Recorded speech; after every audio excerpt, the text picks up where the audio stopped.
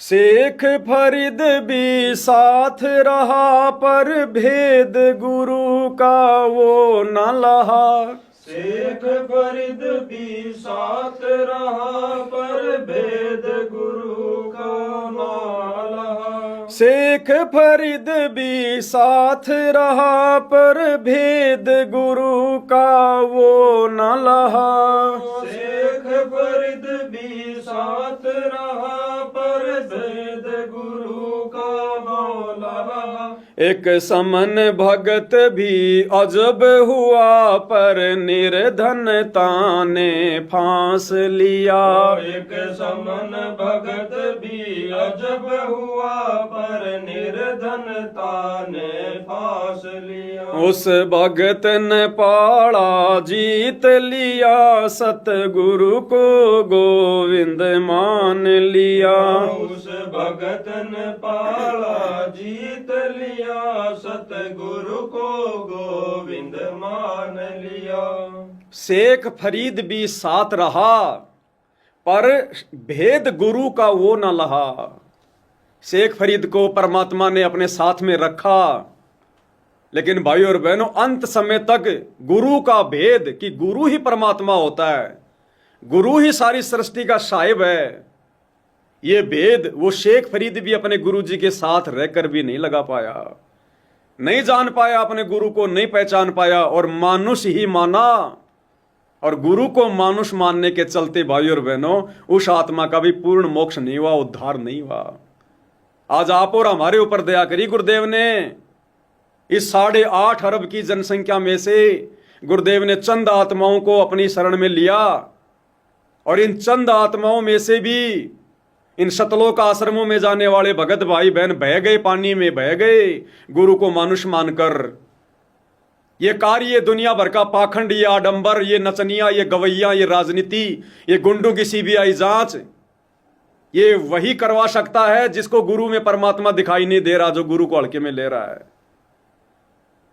तो आज गुरुदेव ने हम सत्सेवक भाई बहनों के ऊपर रजा करी, अपने आप को परमात्मा मनवाया, अपनी पहचान करवाई।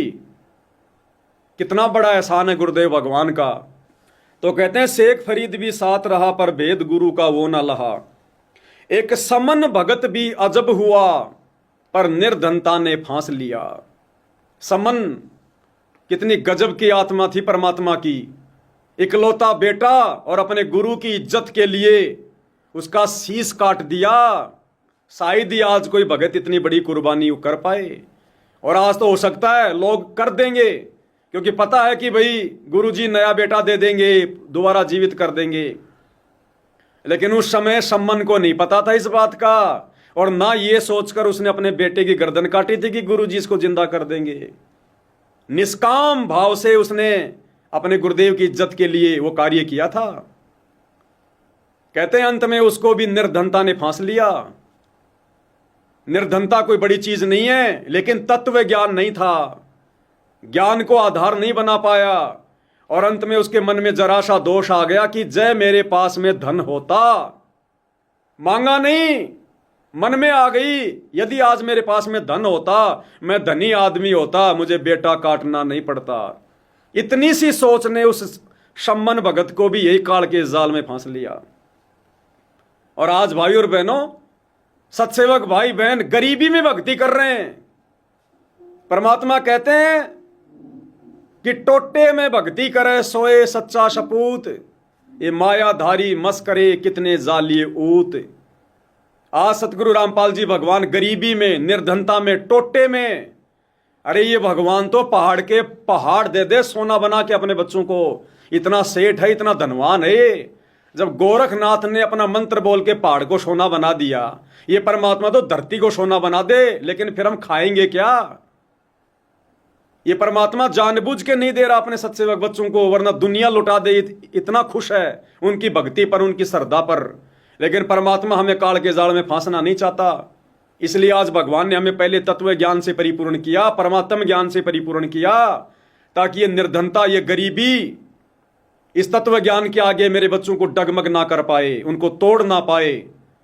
और आज हमारी परीक्षा चल रही है, परिस्थितियां चाहे कैसी भी हों, हम भक्तों की परीक्षा चल रही है।